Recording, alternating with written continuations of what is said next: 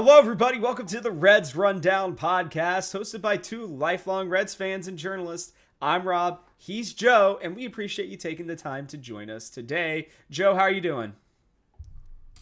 I'm doing good, getting closer to March Madness, getting closer to the NFL draft. For me, that's good. Getting closer to baseball, that's just the icing on the cake, and some nicer weather. We just, recording this after we had a little bit of a spring forward, so the weather, the sun's out a little bit more. It's nice to Yeah. be here.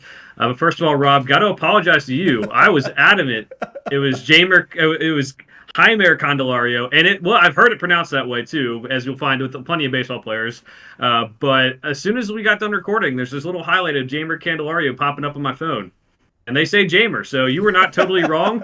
I will go to my grave saying that I've heard it, Jaime Candelario. And if you listen to back or watch the last episode, you could see me while Rob's talking, I actually checked the pronunciation, and they said it was Heimer. So I thought I was right, but I apologize to Rob for saying that our goal here is to be as transparent and honest as possible. So I'll be calling him Jamer the rest of the year, regardless, unless he comes out and says it's Heimer. So good job on Rob for being right on that one. Yeah, thanks. No, that's why I was so confused about it, too, because I had heard Heimer, and I thought it was Heimer initially. But then I was listening to the Reds broadcast, and they called him Jamer.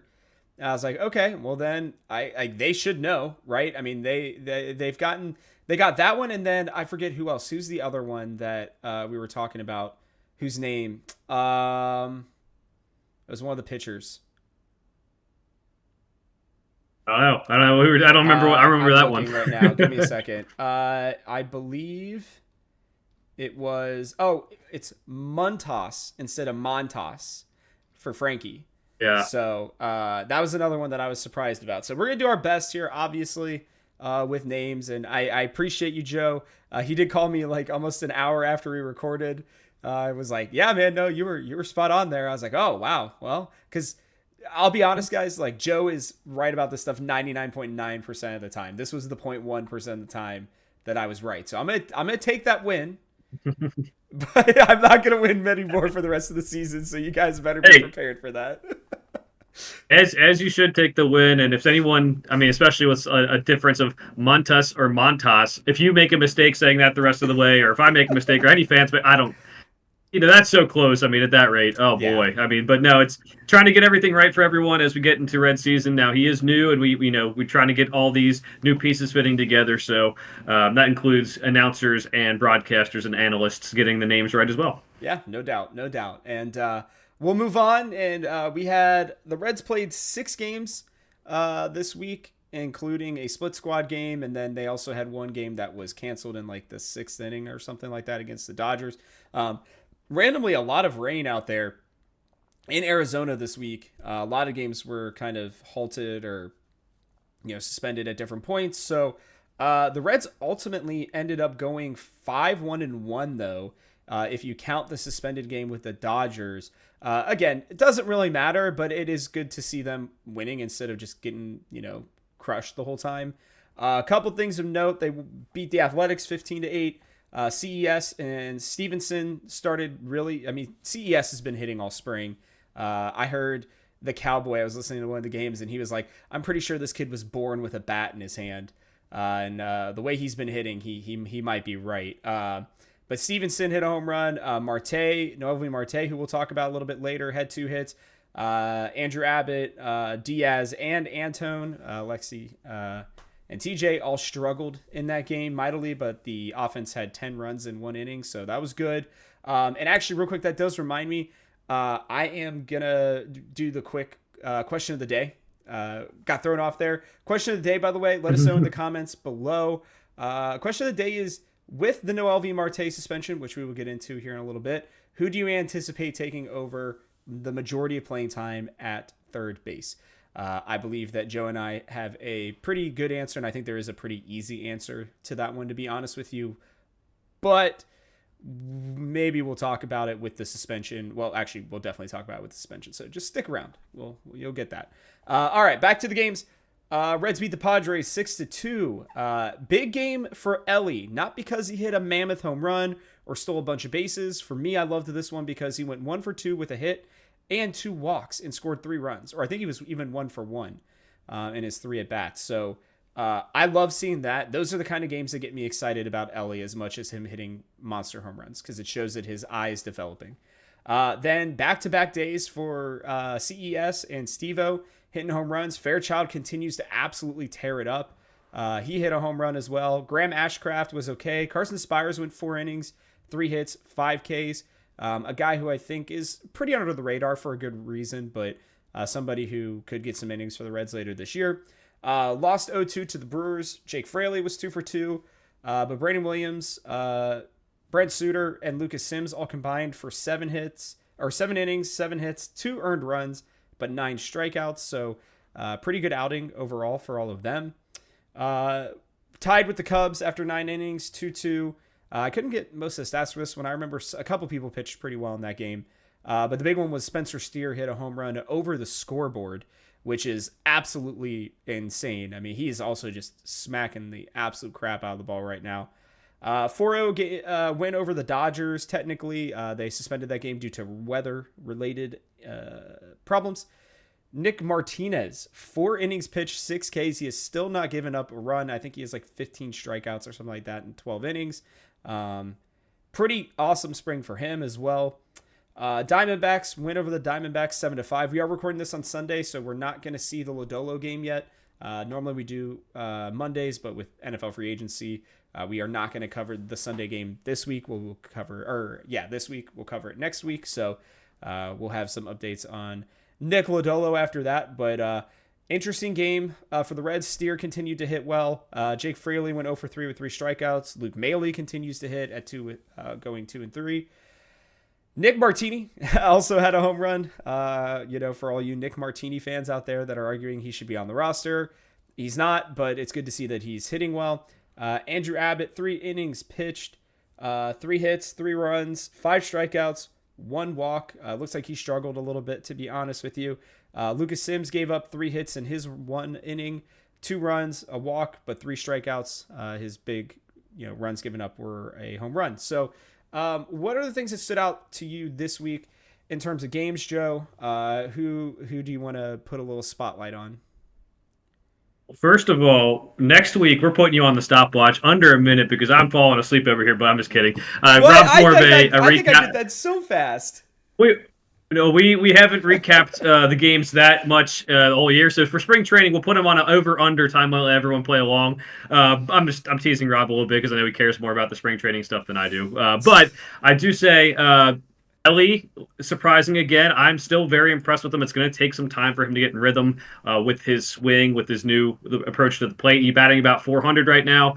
I would also say the other guy that's really impressed me is Christian Encarnacion Strand. That makes a notable suspension we're going to talk about later a little bit easier to handle because he is hitting the ball well, and I do think he took a lot of the instruction from the guys last year, the veterans on the team last year, including Joey Votto, who you mentioned out. That is really good for him. And then pitching-wise, there's been some guys who I think have maybe fallen off in terms of what's going on with their stuff, like Hunter Green's at a 4.7 ERA, Abbott's a 7.88. You said that earlier, how he struggled.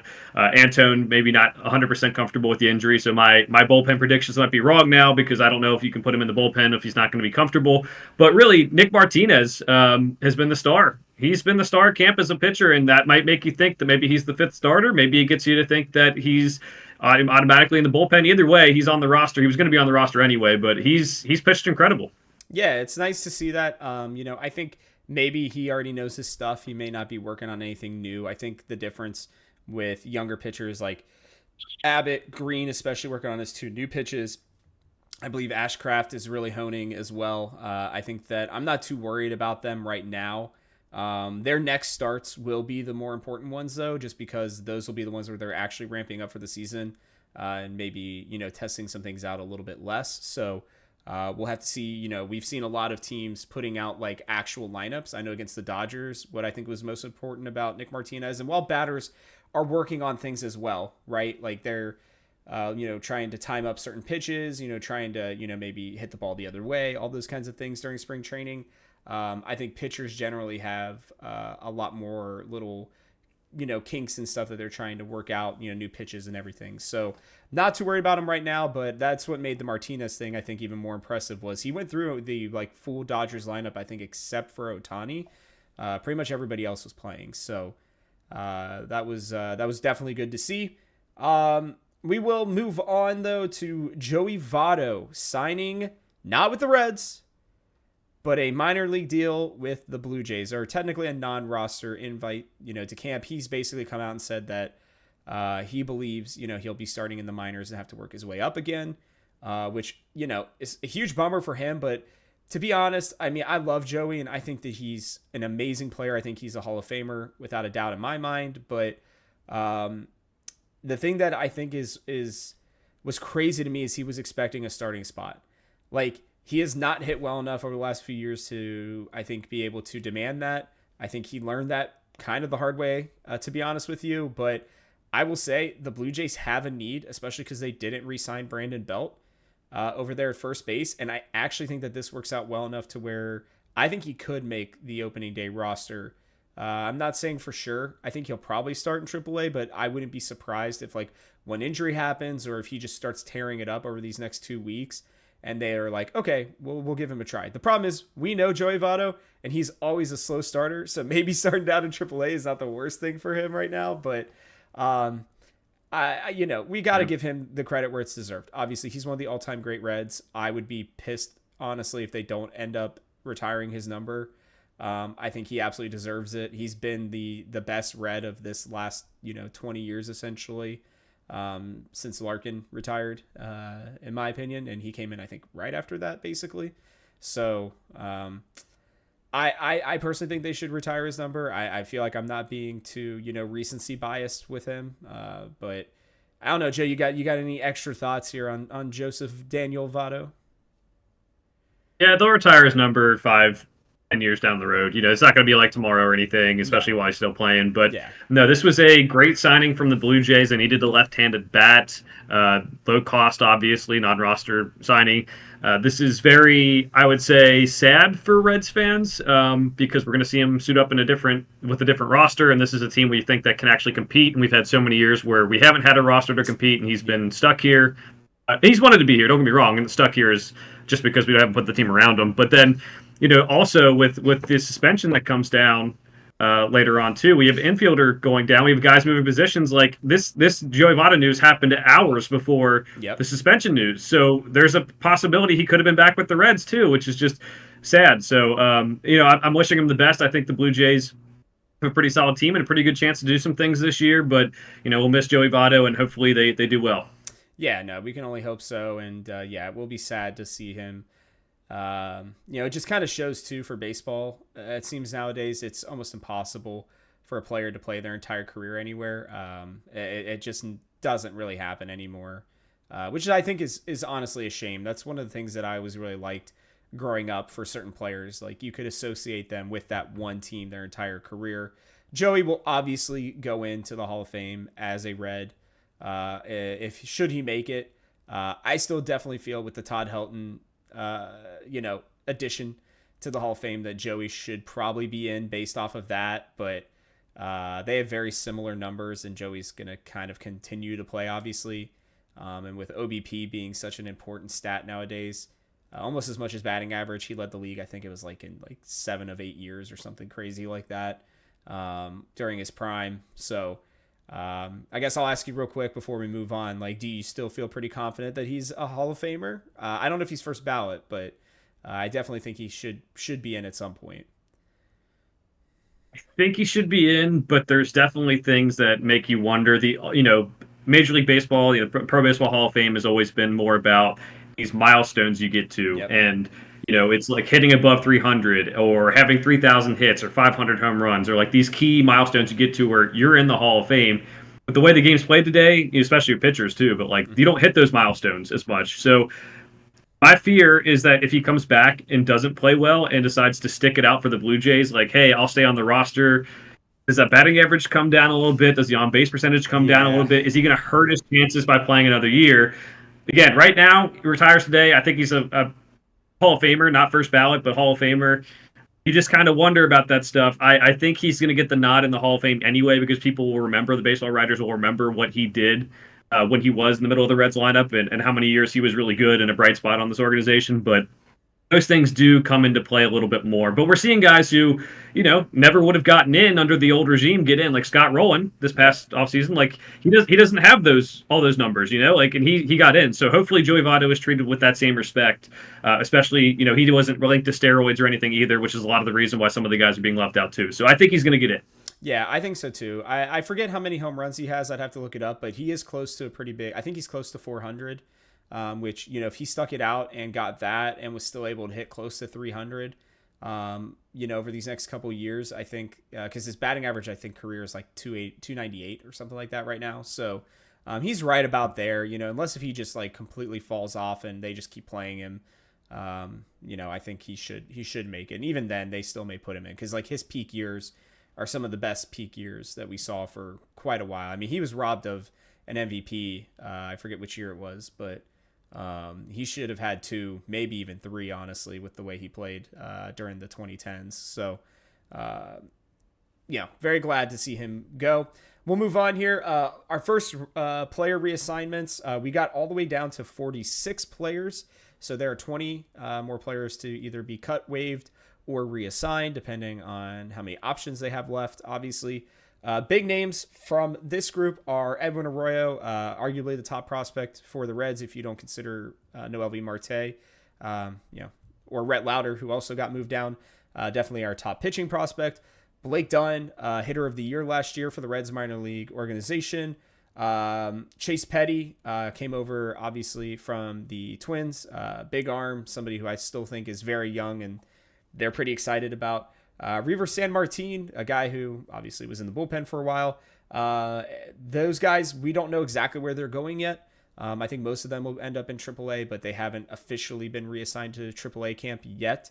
But I could see most of them going to AAA because most of them were in AA. The guys who were assigned officially to AAA, Rhys Hines, the big power bat, somebody who I don't know if he'll end up being anything, but has been in the Reds organization for a while. Jacob Hertubsey, I think is his name, or Hertubsey, whatever. But he was also a top hitter. I think it was 2 years ago for the Reds. Casey Legumina, who we saw last year, and then Carson Spires, who we talked about earlier, somebody who I think definitely could see some innings depending on how many pitchers we need this year. Last year we needed 16. If we need 16 pitchers this year, I guarantee you we will see Carson Spires at some point. So those are the big ones. Anybody that you want to talk about real quick before we move on? Yeah. I mean, Edwin Arroyo, Rhett Lauder, still high expectations for them. This is just timing-wise in their careers. Going to spend some time in the minors. Riviere San Martin, he's been big for us in different spots over his career. He's definitely had some rough bumps too, but remember when he went to the bullpen initially, he played really well, and that lefty, I think he kind of got moved out for how many lefties that were signed and traded for over the last year, sadly. So maybe he comes up. Maybe he can be a guy who stays with the Reds in AAA and then comes up when we need him. I think he's the guy who. One of the veterans on this list that could end up being a name that we actually have in our bullpen, depending on injuries. Because, like you said, last year we had so many injuries to pitchers that it might be bound to happen again. Honestly, so those two, those three. Yeah, no, they're definitely, I think, the biggest ones worth noting. I do think Rhys Hines has been hitting really well over the last few years. He's buried pretty deep on the depth chart, but with September call-ups and stuff like that, he's one who I would not be surprised to see make it. And I also think. He's somebody to watch in terms of a prime trade candidate as well around the trade deadline. I think teams will be willing to take a chance on him just because he is a pretty big power bat for the Reds.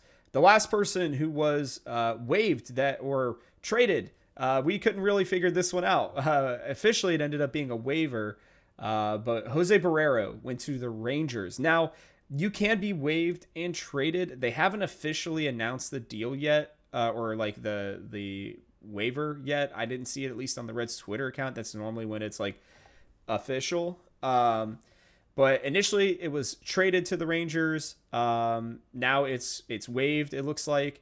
It's a big bummer, to be honest with you, that they couldn't find a way to trade him. I would have liked to have seen him get traded.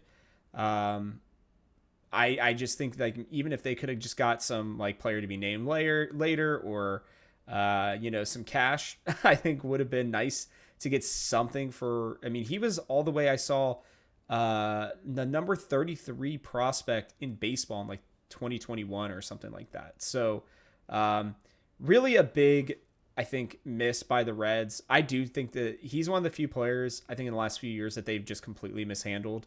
I think that they just asked him to do way too much at a young age. And I think that a change of scenery, honestly, is going to be huge for him. And I would not be surprised to see him find success somewhere else, just because I think he has a lot of the tools.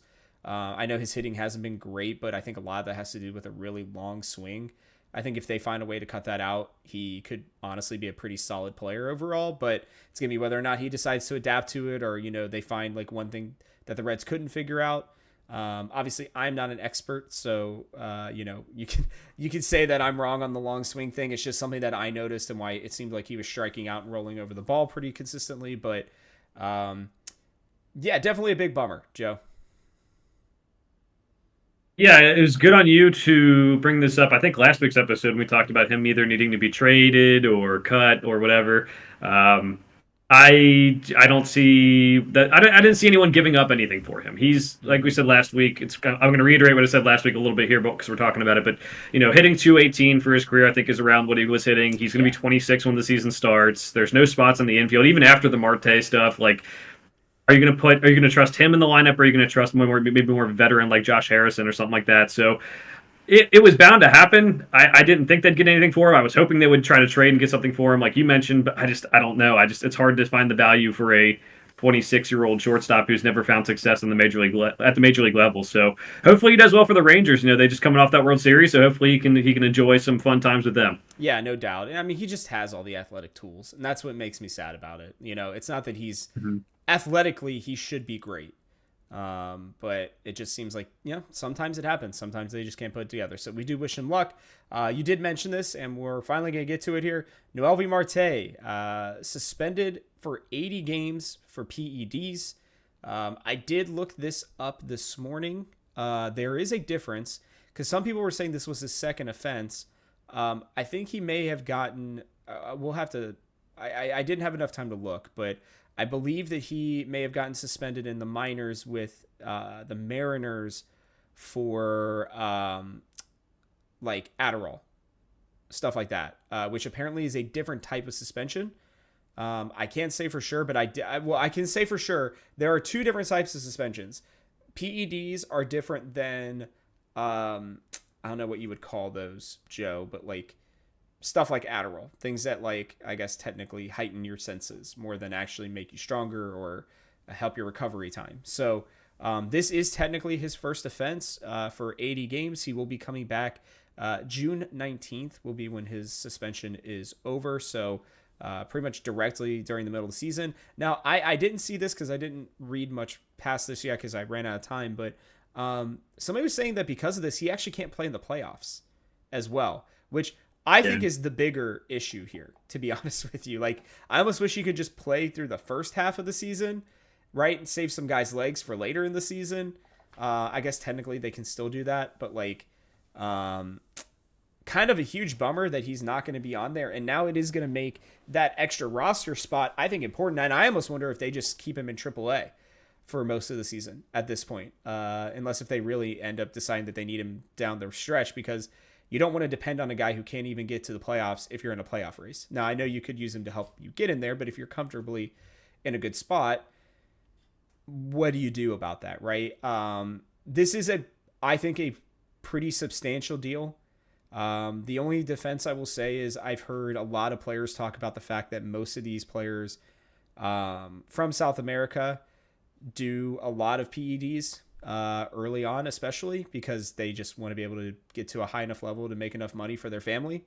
I believe it was Pedro Martinez that specifically came out and talked about that, and I think Big Papi as well discussed that. Now, Big Papi, I think, for different reasons than Pedro Martinez, but not to make excuses for him, but apparently it is quite rampant right now, even still, in that they're just, people are getting around the testing days, basically. So sounds like Marte just wasn't smart enough, or somebody didn't warn him enough to get around the testing days, sadly. But no excuses. You still really shouldn't be doing it, obviously, and he's paying for it, and the Reds are paying for it. Yeah, this is a terrible timing on everything, because as mentioned earlier, you could have signed Joey Votto back because not to answer your question of the day too soon, Rob, but Jamer is going to be playing third base. They've already said stuff like that in the media. He's going to be playing a lot of third base, and that means Encarnacion has to be playing first base, and Indy will be playing first base. He played a little bit against the Dodgers in that game that got suspended. Looked pretty good at first base too. So that's the good news is they have this depth, and they even have guys like I mentioned earlier, Josh Harrison too, that can fill in and play the infield spots that they might need. But this is really bad in that you don't get him for the postseason, one, because now David Bell has to make some decisions about, do you bring him up to the major league roster? Do you play him? Do you take someone else's spot? Do you take someone else out of the lineup when you need them to be good, pushing towards the playoffs? And then in the playoffs, if you pull him out of the lineup, is your lineup going to collapse? That's something that could definitely happen. Yep. Then two, I'm no scientist, so someone might have to correct me here, but the specific drug that he took was injected too, so there's really no excuse here. This is not like it got mixed up with my protein powder type of thing. This is more of a you have to be injected thing. To my knowledge, someone can correct me. I will take all feedback on that. But that is, knowing what you're doing at that point, and that is not good. So hopefully this is the first and only offense for this type of suspension. But it does put the Reds in a difficult spot. It does, we could have planned for this better a couple of weeks ago. It's just very unfortunate. And I think, people will appreciate the Candelario signing more now, and I think they have enough still to make a run, even though Marte did look good last year in certain spots for the Reds, but it's definitely not something you ever want to see, and especially the way it's going to come down with 80 games and then postseason too. That's rough. Yeah, the postseason one I think is what kills me the most. I will say the person that this actually helps the most is going to be Jonathan India. He will see nearly every day at bats now because I believe he will either be playing DH, first base. They may even put him over at third. I know he doesn't have the best arm necessarily, but I wouldn't be surprised if they start having him at least tested out at this point. We also know, obviously, CES can play over there as well. So depending on the lineup, you will be seeing, if you're a Jonathan India fan, this helps you substantially. The last thing I'll put onto this as well is that I'm almost certain at this point that Josh Harrison ends up making the team. I think he was the next guy up in the infield, and I don't think they're going to try to get another outfielder up. I think Stu has that pretty much locked up at this point, unless they really are feeling strongly about Bubba Thompson, which they haven't been playing him as much lately, so I'd argue not. But or I guess maybe Martini. If this opens up the spot for Martini, I will be very surprised. But I do think that, and if you feel differently, let me know. But I do think that the Josh Harrison signing ends up being huge. And I think he's going to be pumped because I know he wants to play for the Reds. So I think that this is probably the best case scenario for him, as bad as it is for Noelvi Marte.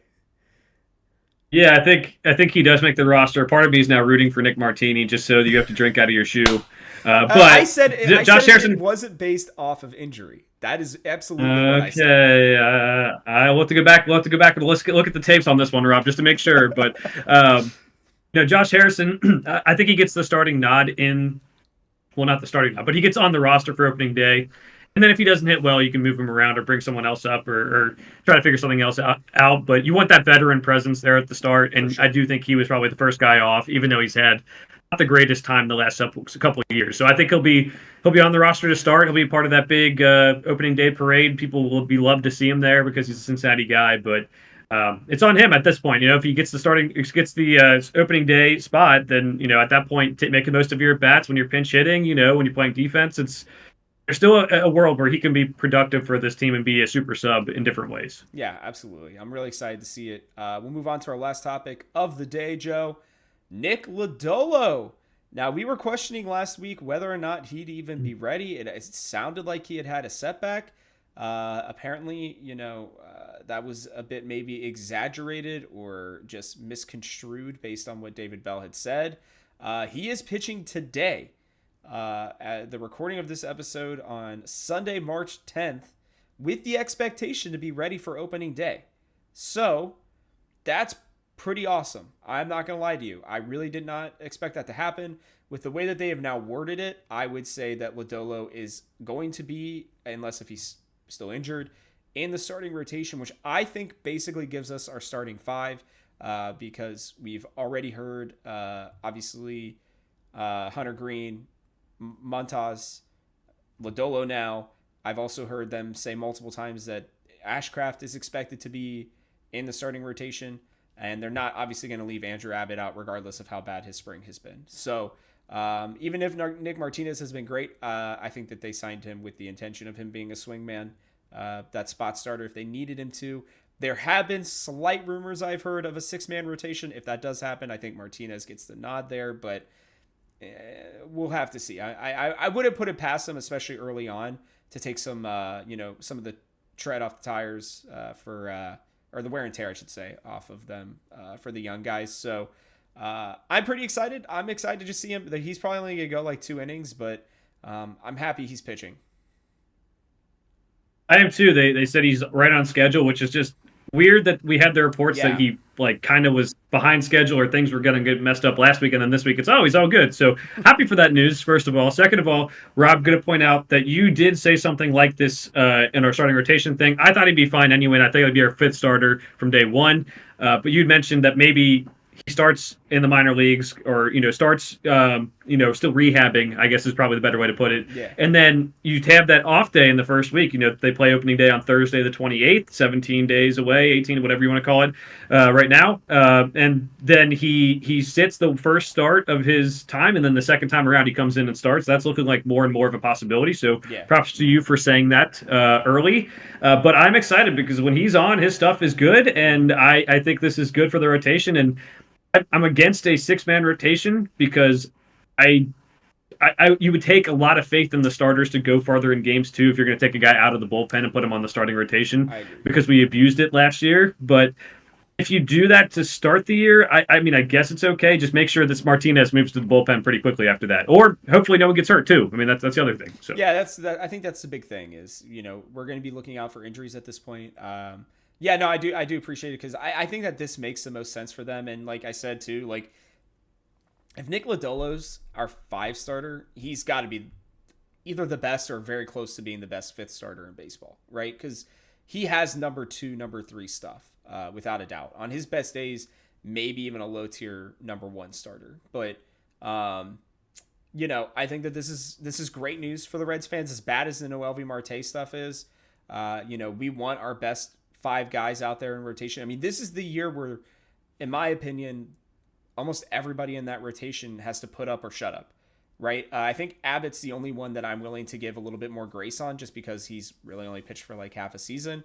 But like, Hunter Green, like I want to see him come out and be electric. I want to see him have that ERA under 4, right? Lodolo, can you be healthy? Ashcraft, can you be consistent? Montas, you got a 1-year deal for a reason. You have to prove it, right? So all these guys are prove-its, and then you have Martinez back there who's like, all right, I'll just come pitch lights out if I need to, right? If you guys need me, somebody's not working out, cool, I'll come in. So I think the Reds have honestly done a really good job. I wonder if they will make another move with the Marte news, honestly. I doubt it, to be honest. I think they signed Tony Kemp to be that guy after Harrison if something happens. So feels like they've had multiple plans in the works since the start of the season. But I'm pretty excited. Any last points you want to make before we head into our next week of Reds spring training? No, we recorded this on Sunday this week. So, yeah, it's just 2.5 weeks until real baseball starts. So I'm excited for that. And open up it against the Nationals, there's a lot of possibilities to start the season off hot. So I'm really hoping they get that started. Yeah, me too. And, we'll have to see what happens. We'll make sure that we have a really fun opening day, predictions and all that other stuff. We're going to start doing some more TikToks. I think it'll be a lot more of me this week than Joe because Joe's going to be pretty busy in shorts, I should say, as well. So if you're not already subscribed and you are watching this, please make sure to subscribe to the Reds Rundown podcast. If you're feeling like you want other types of content as well, you can go over to the Game House's main channel as well. Joe's doing all of his mock drafts over there. I'm doing a bunch of Pokemon content and other random gaming stuff. So if that tickles your fancy, you can head on over there too. But we do appreciate you guys watching. And with that, we'll catch you guys on the next one.